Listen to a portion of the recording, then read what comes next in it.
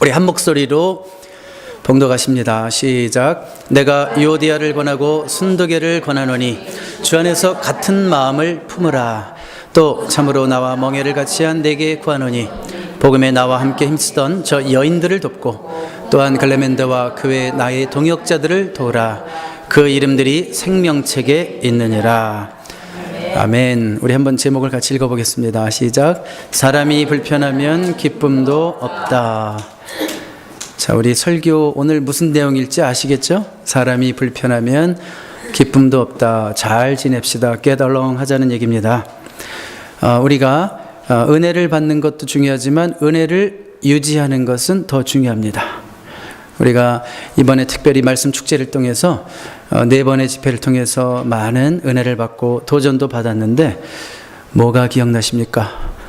오늘 우리 김영기 집사님 기도 가운데 중요한 포인트를 몇 가지 잘 찝어주셨어요.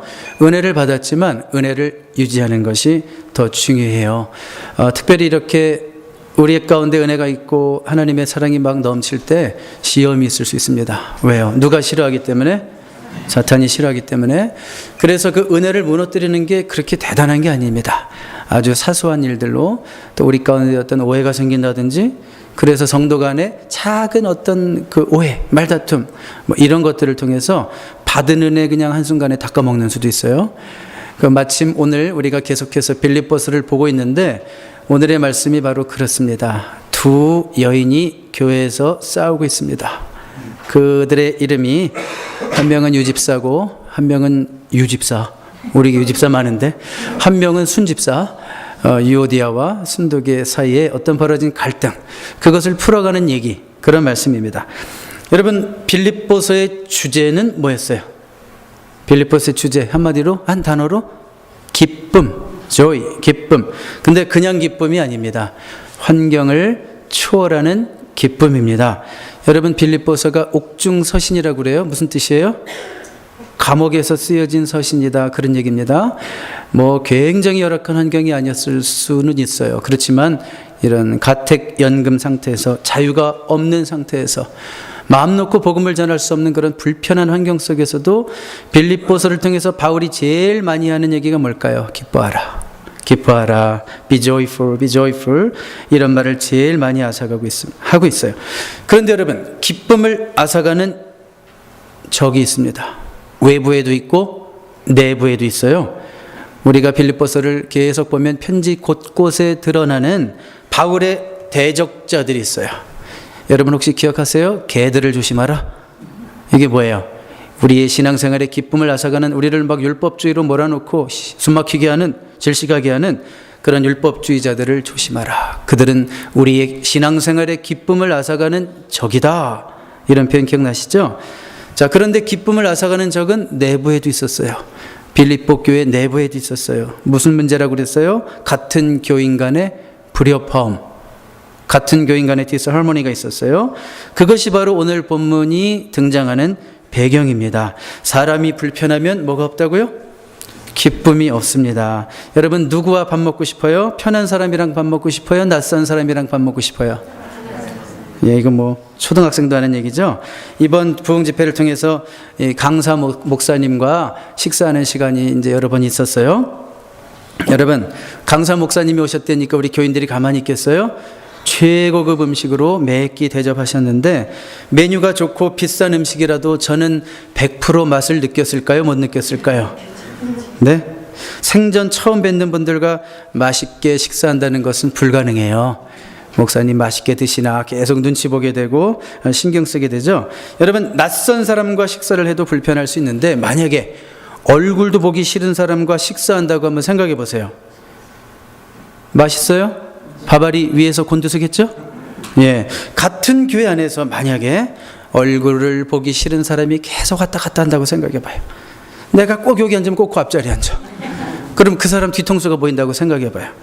여러분, 목사가 설교를 아무리 은혜롭게 해도 소용이 없어요. 왜냐하면 온갖 정신이, 신경이, 집중이 거기에만 가 있는 거예요. 그 사람, 불편한 그 사람. 그래서 관계가 안 좋고 사람이 불편하면 신앙생활에도 기쁨이 없는 거예요. 우리 교회는 이런 분위기가 있어요, 없어요? 자신 있어요? 예, 없으니까 제가 이런 설교를 또 자신 있게 하겠죠? 예, 하지만 여러분 가운데 신앙생활하면서 누군가 다른 성도 때문에 나는 지금까지 한 번도 상처를 받아본 적이 없다라고 말할 수 있는 사람이 과연 있을까 질문하고 싶습니다. 정도의 차이는 있겠지만 우리가 신앙생활하면서 상처를 주기도 하고 상처를 받기도 했을 것입니다. 그런데 우리의 최대 착각이 있죠. 자기는 상처를 받았다고만 생각해요. 그런데 사실은 내가 참 그때 너무 힘들었어, 그 사람 때문에. 그렇게 말하는 사람 분명히 누군가에게 그만큼 상응하는 상처를 줬을 가능성이 있습니다. 왜냐하면 모든 관계는 상호적인 것이기 때문이죠. 그러니까 우린 착각하면 안 돼요. 나는 상처를 받기만 했어. 아니에요. 나도 상처를 분명히 주었을 거야. 이렇게 생각하는 것이 정직한 거예요. 자, 여러분이 근데 혹시 신앙생활 하면서 아닌데 나는 지금까지 한 번도 신앙생활하면서 상처를 받아본 적이 없는데, 이렇게 말하는 사람은 세 가지 이유 때문에 그럴 수 있다고 생각했어요. 첫 번째로는 완전 새신자이든지, 여러분 새신자가 오면 성도님들이 세상 말로 힘들게 하지 않아요. 다른 표현 쓰려고 그랬는데 세상 말로 이상하게 하지 않아요. 힘들게 하지 않는단 말이에요. 그래서 새신자에게는 그런 어떤 갈등을 모를 수도 있어요. 두 번째로, 전혀 상처를 받아본 적이 없다면 신앙생활을 오래 하기는 했지만 교회 봉사에 한 번도 깊게 인벌브 해본 적이 없기 때문에 그냥 겉만 봐서 모르잖아요. 내부로 들어갔더니 별일 다 있어. 그런데 한 번도 교회 생활에, 왜요? 인간들이 같이 어울리기 때문에 그런 어려운 일들이 생길 수 있는 거죠. 근데 한 번도 인벌브 해본 적이 없어요. 아니면 상처를 한 번도 받아본 적이 없다면 그 사람이 진짜 천사이든지, 세 가지 부류 중에 한 가지일 것입니다. 그렇지만 다 누군가에게 상처를 받아본 적이 있을 것 같아요. 그리고 제가 보장할 수 있는 거 하나 있어요. 개런티 할게요. 지금까지 한 번도 상처를 받아본 적이 없다면 앞으로 상처를 받게 될 줄로 믿습니다. 아멘 하기 되게 싫죠? 여러분, 교회는 천국이 아닙니다. 교회는 천국이 아니라 용서받은 죄인들의 모임입니다. 우리는 아직 진행형이에요. undeveloped yet.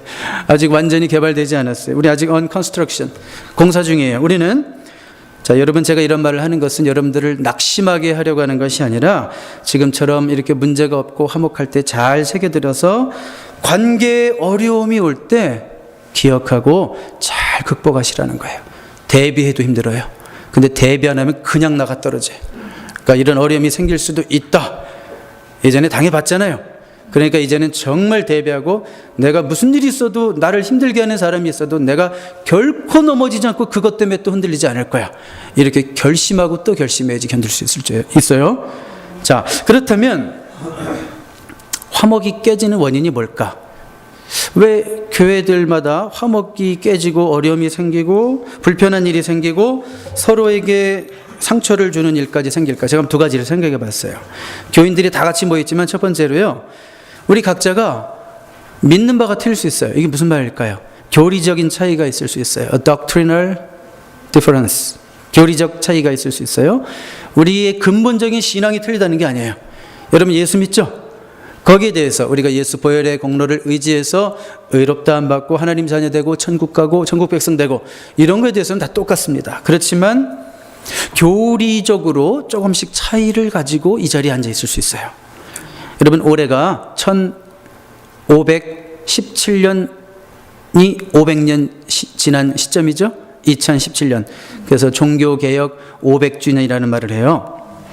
1517년을 종교개혁의 시점으로 하는데, 왜 종교개혁이 일어났습니까? 가톨릭의 교리적 잘못을 지적하면서 개신교가 나왔잖아요. 그러면 가톨릭의 잘못을 지적하면서 나왔으니까 개신교는 일치해야 되잖아요.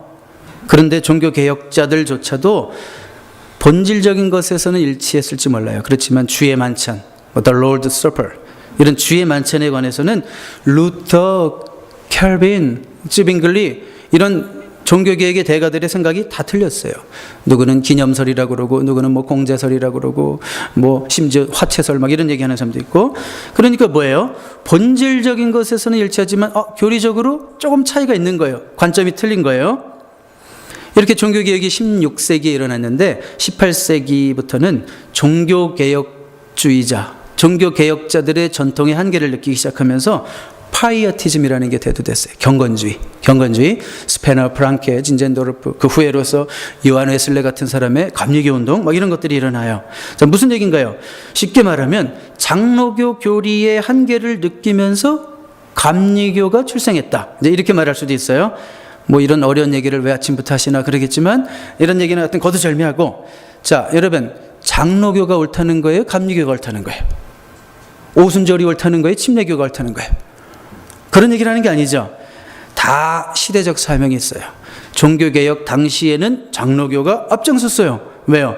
잘못된 그 인본주의적인 전통을 깨기 위해서는 신본주의적인 절대 하나님의 주권을 얘기하는 장로교 교리가 필요했어요. 그런데 장로교가 정통하다 보니까 죽은 정통이 되어버렸어요. 200년 지나니까. 그러니까 그때부터 이건 아니지. 믿음의 어떤 확신도 중요하지만 실천이 있어야지. 경건의 그 모양도 있어야지. 이러면서 이제 경건주의 운동이 일어나고, 요한 웨슬리 같은 사람은 사회적인 무브먼트를 많이 하고 가난한 자들을 돕고 이런 실천적인 신앙을 많이 강조하게 된 거예요. 그러니까 누가 옳고 그른 것이 아니라 각자의 시대적 사명이 다 있는 거죠. 자, 보세요. 교리적으로 조금 틀려요. 좀 장로교 전통은 하나님의 절대 주권을 강조하다 보니까 인간의 책임이 조금 약화될 수 있어요. 그렇다 보니까 뭐 감리교라든지 아르미니안주의 이들은 뭐예요? 하나님의 주권만 강조하다가 좀 아쉬운 것들을 보완하기 위해서 인간의 책임을 강조하는 거예요. 근데 이것도 시간이 흘러다가 보면 이제 자유주의로 바뀌어버려요. 왜요? 하나님은 없고 우리가 해야지 율법주의로 흘러갈 수 있다는 거예요. 그러니까 어느 것 하나가 옳지 않고 서로가 어떻게 돼요? 보완하면서 교리적 한계를 극복해 나가야 되는 거예요. 자, 여러분 지금 이 자리에 꼭 하나로 앉아 있는 것 같지만 여러분 신앙 전통은 다 틀릴 수 있어요. 여러분들이 인식을 하든 인식을 못하든 오래 신앙생활하면서 나름대로 형성된 자기만의 신앙관이 있어요. 내가 다녔던 교회의 영향일 수 있고 부모님의 영향일 수 있고 지금 이 순간 박은호 목사의 영향 때문일 수도 있고, 자, 이런 데서 이런 경험에서 생기는 약간의 교리적 차이가 있어요. 우리 안에는. 그러다 보니까 교리가 틀려지니까 그 결과로서 우리의 신앙적 패션, 어떤 신앙적 모드, 우리 신앙생활의 모습도 조금씩 틀릴 수 있어요. 자, 답은 뭐예요? 누가 옳다 그러다가 아니라 우리가 서로 공존하면서 보완해가는 거예요. 본질적인 것에만 일치한다면 서로의 다름을 인정하면서 함께 가는 거죠. 찬양할 때 손을 들어야지 옳아요? 눈을 감아야지 옳아요? 이건 본질적인 것이 아니란 말이에요. 패션이 틀릴 수 있고 모드가 틀릴 수 있어요.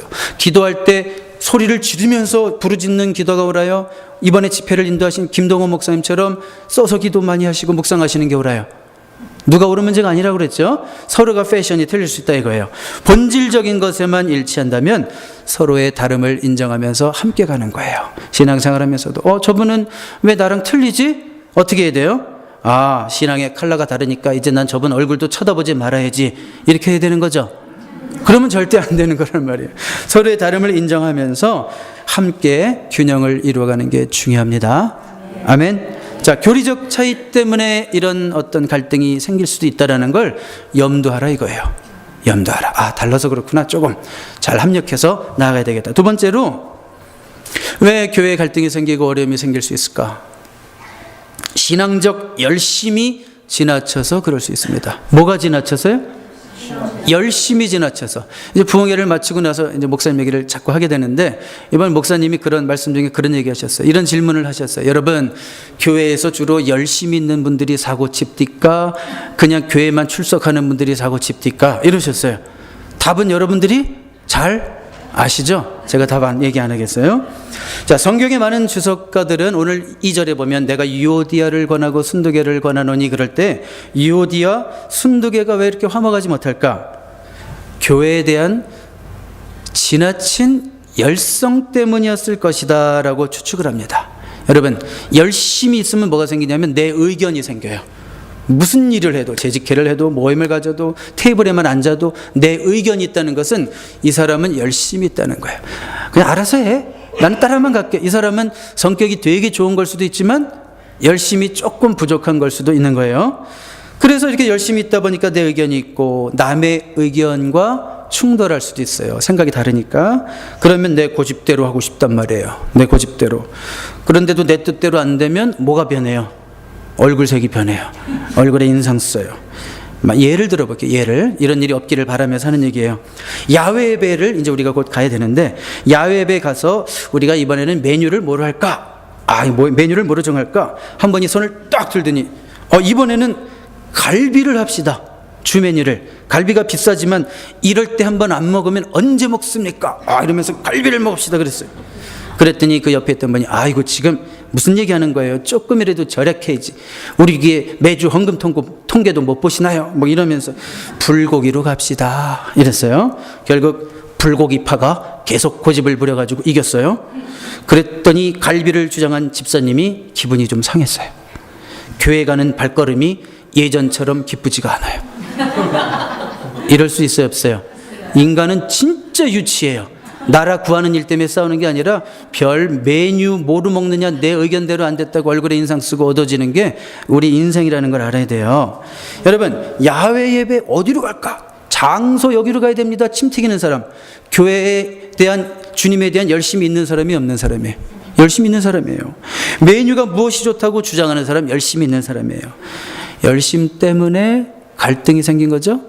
서로가 그냥 아무렇게나 해요. 그러면 목사님이 정해준 대로 하겠죠. 그럼 아무렇게나 해요. 이러면. 근데 열심 때문에 갈등이 생긴단 말이에요. 이런 갈등의 문제를 어떻게 풀어가야 될 것인가를 우리가 오늘 본문에서 답을 2개만 찾도록 하겠습니다. 그러니까 화목을 위한 본문의 지침은 무엇일까? 첫 번째로요. 한번 따라해 볼까요? 당신이 피스메이커의 역할을 하십시오. 네, 권면형으로 얘기했으니까 옆 사람 보고 얘기하세요. 당신이 피스메이커의 역할을 하십시오. 시작. 우리 한번 3절 넘어가봐요. 보면 3절. 김영 집사님 말씀에 몰입하느라고 넘기지도 않네. 자, 3절. 자, 3절 보시면 여기 3절 앞부분에 뭐라고 되어 있냐면, 바울이 이런 문제를 직시하면서 또 참으로 나와 멍에를 같이 한 내게 구하노니 복음에 나와 함께 힘쓰던 저 여인들, 유오디아와 순도베, 지금 갈등 문제가 있는데 저 여인들을 도와라. 자, 이게 무슨 얘기일까요? 지금 두 자매의 화해를 위해서 누군가 제3자의 도움을 요청하고 있는 거예요. 유오디아, 순도계 둘이 스스로는 문제를 해결하기가 힘들어요. 그래서 바울이 봤을 때 저분이 도와주면 될 것 같아. 바로 바울과 늘 멍에를 같이 하고 함께 사역했던 그 사람 기억하면서 참 좀 도와줄 수 없겠니? 저 두 여인의 그 갈등을 지금 네가 해결해 줄 수 없겠니? 이렇게 요청하고 있는 거예요. 그 사람이 누군지는 알 수는 없지만 바울이 믿을 수 있는 사람이었던 것 같아요. 그러니까 부탁을 하겠죠? 여러분, 어느 공동체든지 이렇게 바울이 믿고 맡길 수 있는 사람, 문제 해결할 때 이렇게 동원될 수 있는 사람, 그런 사람이 필요해요. 화해를 일궈내는 피스메이커. 그런 한 사람으로 인해서요, 전체가 조화롭게 됩니다. 교회가 혹시 분위기가 이렇게 어두워지려고 할 때 그 한 분이 가볍게 쪼크를 한번 탁 날려주면 분위기가 다시 확 살아나요. 누가 생각나요? 유장석 집사님? 그런 분? 이런 분들, 그런 분들이 필요하단 말이에요. 회의 중에 막 두 의견이 대립하고 있어요. 근데 이분이 발언을 딱 하면 문제가 딱 해결이 돼요. 그게 좋겠네. 그렇게 합시다. 이렇게 해결이 된단 말이에요.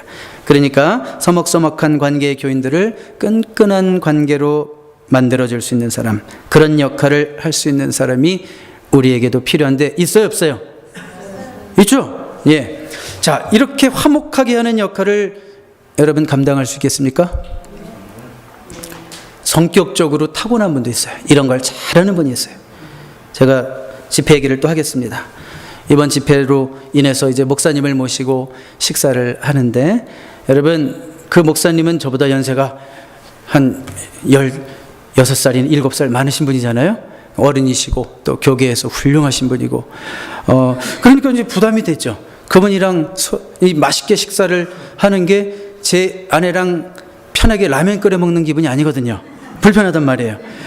그래서 최대한 또 잘 대접해야 되는데 라는 부담이 있단 말이에요. 그런데 한결 제가 식사하는 것을 편하게 해줬던 자매가 한 분이 있었어요. 누군가 하면 그 강사 목사님을 이모부라고 부르는 자매였어요. 네, 그 이모부라고 부르는 그 자매 덕분에 얼마나 센스가 있고, 참 그 자매는요 해피바이러스가 넘치는 것 같아요. 여러분, 무슨 모임 있을 때 그분을 꼭 초대하세요. 그런 분위기 좋아질 것 같아요. 대놓고 칭찬한다고 딴 사람들 쌤내지 마세요. 네, 네. 자, 그런 거 보세요. 한 사람이 딱 들어오는 거와 한 사람이 없는 거와 밥맛이 틀리던데요? 앞으로 저 자매 잘 팔리겠네요. 그렇죠? 네, 밥맛이 틀리던데요. 자, 여러분, 근데 우리가 꼭 성격적으로 이렇게 타고나야지만 피스메이커 역할을 하는 건 아닙니다. 사실은 내 안에 평화가 있으면 평화를 만드는 사람이 될 수 있어요. 내 안에 뭐가 있으면? 내 안에 먼저 평화가 있어야 돼요. Have peace in you. 내 안에 먼저 평화가 있어야 돼요. 내 안에 들끓는 전쟁이 있고 고민이 있고 갈등이 있고 영적 상태가 무지하게 안 좋으면 벌써 얼굴에 드러나요. 이상하게 저분 안 그랬는데 얼굴이 오늘따라 향기롭지가 않아요. 막 얼굴이 싸납고 찬바람 날리고 쉥쉥 찬바람 날리고 말씨가 부드럽지 않아요. 목사가 인사했는데도 네? 이렇게 갑자기 안 그랬던 사람이 그렇단 말이에요. 남들은 다 알아요. 한두 번 그럴 수 있어요? 없어요? 그럴 수 있어요. 사람은 누구나 그럴 수 있어요. 그런데 그게 자주 반복되면 불편한 사람으로 찍히는 거예요. 저분 불편해. 그럼 안 돼요. 이런 사람은 피스메이커가 될 수 없어요. 그러니까 사실은 우리가 피스메이커 역할을 감당하기 위해서는 하나님과의 관계를 항상 점검해야 돼요. 하나님과의 관계가 좋아야 돼요. 성령으로 충만해야 돼요. 성령 충만은 달리 드러나는 게 아니에요. 얼굴로 드러나는 거예요. 성령 충만은 말씨로 드러나는 거예요. 그래야지 우리가 피스메이커의 역할을 감당할 수 있습니다. 여러분 모두 화해가 깨지는 이 세상 속에서 피스메이커 역할을 잘 감당하는 귀한 하나님의 백성 되시기를 주님의 이름으로 축복합니다. 두 번째로 마지막으로 강사 목사님 1시간 반씩 3번 설교하시고 45분 한 번 설교하셨는데 저는 친절하게 25분에서 30분 사이에 설교를 마치도록 하겠습니다. 두 번째로 우리가 이 화목을 위해서 어떻게 하면 이 갈등의 문제를 해결할 수 있을까? 한번 따라해 보세요. 동지의식을 가지자. 우리 옆에 있는 분과 동지의식을 가집시다. 동지의식을 가집시다. 컴레드 영어로 하면 동지. 자, 여러분 유오디아와 순두계 사이가 많이 틀어진 것 같습니다. 왜냐하면 2절로 거꾸로 가보세요. 내가 유오디아를 권하고 순두계를 권하노니. 근데 여기 보면 I plead, 어떤 번역에는 please 막 이렇게 바울이 부탁을 할 정도로 두 사이가 지금 많이 틀어졌어요. 이름까지 권면하면서 구체적으로 간청하는 거 보면 둘 사이가 보통이 아니지 지금. 근데 이들이 한때는 동지였단 말이에요. 우리 한번 3절 그 중간에 보세요. 다음 스크린. 거기 보면 이런 표현이 있죠. 내게 구하노니 복음에 나와 함께 힘쓰던 저 여인들, 이렇게 돼 있어요. 복음에 나와 함께 힘쓰던 저 여인들. 여러분 빌립보 교회가 세워질 때 바울이 복음을 전할 때 항상 누가 도왔다는 거예요? 이오디아, 순두계가 같이 도왔어요. 저 힘쓰다라는 표현은 거의 전투적인 용어예요. 그러니까 바울을 돕고 교회를 세우면서 별의별 일을 다 겪었다 그런 얘기예요. 굉장히 그 어려움을 함께 했던 자들이에요. 사실은 바울이 빌립보 교회를 개척할 때 장소를 제공했던 자도 있었어요. 루디아였죠. 루디아. 이 교회 자체가 여성 주도적인 교회예요. 그리고 유오디아, 순두계, 그런 여성 지도자들이었던 것 같습니다. 개척 공신이라고 할 수 있겠죠? 개척 공신. 여러분 경험적으로 아는 거 있어요. 교회를 개척하면 처음에는 쉬워요? 어려워요? 신나요? 신나긴 하지만 어렵단 말이에요. 정말 어려워요. 어려운 일이 너무 많아요. 고생할 일이 많아요. 순두계, 이오디아, 바울과 함께 교회를 세우면서 빌립보 교회를 세워가면서 함께 고생을 했던 친구예요. 동지예요. 고생을 하면 원래 더 친해지는 거예요. 그렇죠? 전우애가 진하다 그러잖아요. 군대에서 생사의 고락을 막 같이 넘기다 보면 친해지는 거예요.